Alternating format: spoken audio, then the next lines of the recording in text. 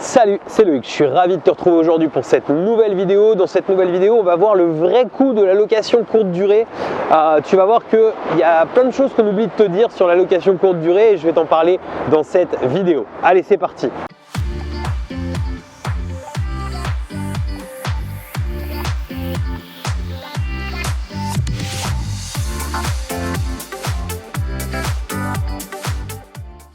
Alors juste avant de démarrer, je vais t'inviter à t'abonner à cette chaîne, à rejoindre des milliers d'investisseurs et d'entrepreneurs qui l'ont déjà fait. Pour ça, tu as juste besoin de cliquer sur le bouton s'abonner qui est apparu dans la vidéo ou bien juste en dessous de la vidéo. Et surtout, n'oublie pas la petite cloche si tu veux être prévenu à chaque fois que je publie une nouvelle vidéo. Je t'ai mis aussi un lien pour pouvoir accéder à la prochaine session de formation en ligne totalement gratuite et offerte sur Internet auquel tu as le droit d'accéder. Donc pour ça, tu as juste besoin de cliquer sur le petit comme info et de réserver une session disponible. Le véritable coût de la location courte durée. Alors pourquoi est-ce que je fais cette vidéo?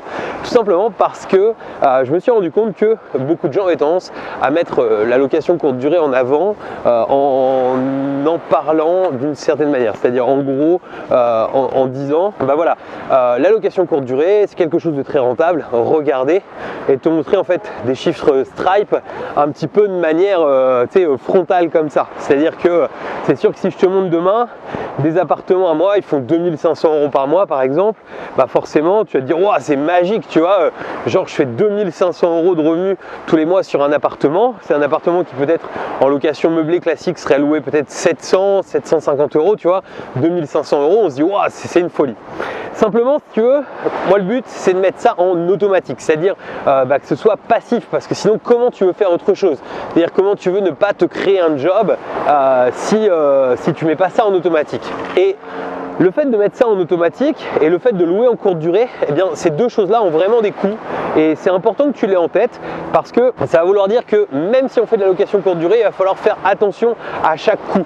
On est sur l'immobilier, on est sur des investissements et des choses qui sont plutôt à faible marge. C'est-à-dire que par rapport à plein d'autres activités qu'on peut faire, je pense notamment tu vois, par exemple du business en ligne ou plein de business physiques qui existent, on a plutôt des marges assez faibles lorsque l'on est sur de l'investissement immobilier en général. Donc c'est quelque chose qui est très sécure parce que c'est de l'IMO, parce que c'est des choses qui se font voilà, depuis toujours, mais par contre on est sur des marges qui sont assez faibles, donc il faut faire attention à chaque étape. Ça va vite en fait finalement de perdre 500 € par mois parce qu'on n'a pas optimisé telle ou telle chose.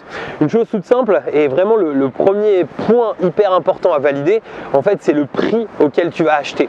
C'est-à-dire que si tu n'achètes pas au bon prix, tu vas te retrouver dans une situation où ça va être difficile de gagner de l'argent parce qu'en fait il faut vraiment comprendre qu'en immobilier le seul moment où on arrive à gagner de l'argent, eh bien c'est lorsque l'on achète, c'est-à-dire c'est à l'achat.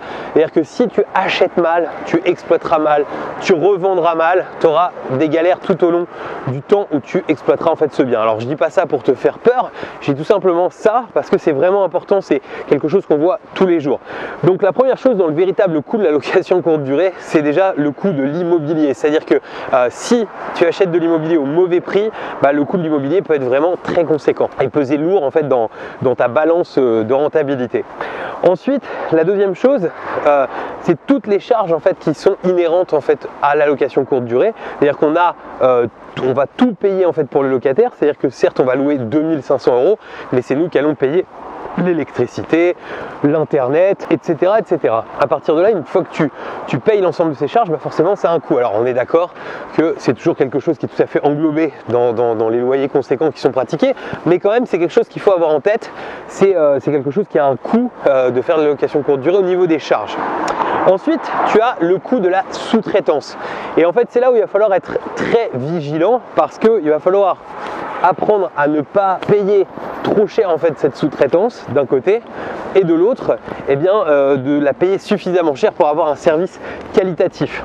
Je m'explique, il y a beaucoup aujourd'hui de conciergeries notamment qui te font des propositions du type 20% de ton chiffre d'affaires plus des coûts de frais de ménage, etc.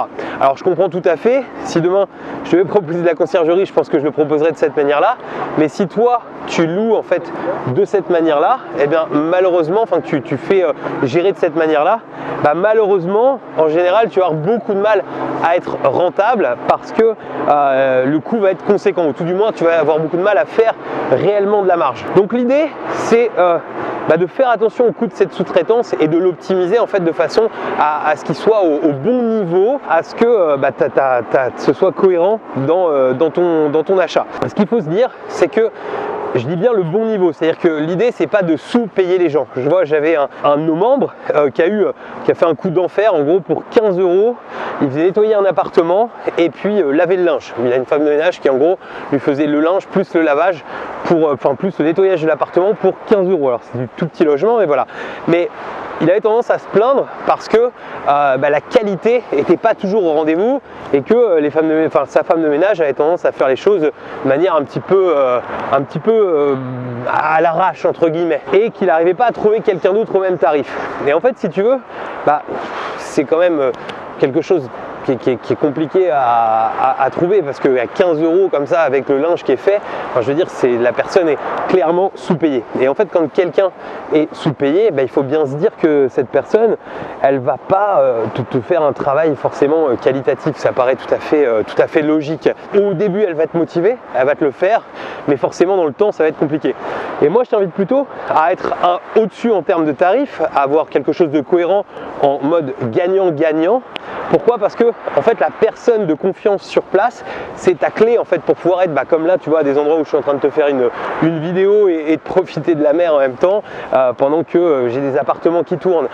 C'est à ce prix-là en fait que tu vas pouvoir le faire, c'est-à-dire en payant dignement les gens et comme il faut. Mais par contre, si tu n'as pas pris ça en compte dans tes calculs de renta, que tu n'as pas mis le bon montant, en fait tu auras toujours l'impression que c'est beaucoup trop cher de sous-traiter et ça fera que te mettre dans une situation qui n'est pas forcément agréable. Alors je me suis beaucoup acharné sur le coût de la sous-traitance, mais c'est parce que c'est là où souvent il y a des erreurs qui sont faites. Et tu vois, je vais te dire exactement moi ce qui me reste, par exemple sur un appartement que je loue à peu près 2500 € par mois, il y a 400 € de crédit, et en réalité une fois que j'ai payé sous-traitance, l'ensemble des charges, etc., c'est quelque chose sur lequel il reste à peu près 700 € dans mes poches. Donc tu vois, la différence est vraiment conséquente, c'est-à-dire qu'on va pouvoir mettre en avant, tu vois, ok, super, je loue 2500 € par mois et te mettre en avant ça, et effectivement il en reste forcément, mais dans la vraie vie, tel que ça se passe, il va rester en gros, on va dire à peu près 700 € en fait là-dessus. Donc ce qu'il faut que tu prennes et que tu aies en tête, c'est vraiment qu'il faut optimiser tes coûts, qu'il faut faire attention à chaque coût, mais qu'il faut apprendre en fait à payer et à anticiper en fait ces coûts.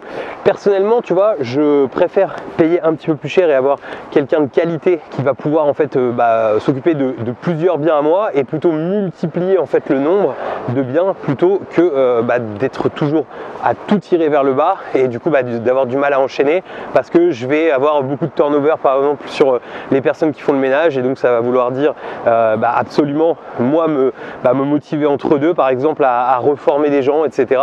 Voilà, si on a des personnes à qui on travaille de long terme parce qu'ils sont payés comme il faut, en fait les gens restent, et c'est ça qui est top. Donc voilà, j'espère que cette vidéo elle te permettra de mieux savoir en fait le véritable coût, la véritable rentabilité. Je t'invite vraiment à faire attention au prix d'achat, comme je t'en parlais au début, auquel tu payes tes biens, parce que c'est vraiment là-dessus que se joue, on va dire, je dirais 90% du fait que va bien se passer ou pas ton investissement. Voilà, pour te remercier d'avoir suivi cette vidéo jusqu'à la fin, je te mets un bonus dans l'écran de fin, c'est tout simplement un lien vers une webconférence dans laquelle je vais te délivrer toute la méthodologie de A à Z pour pouvoir créer des revenus grâce à la location courte durée, mais en mode réellement automatique.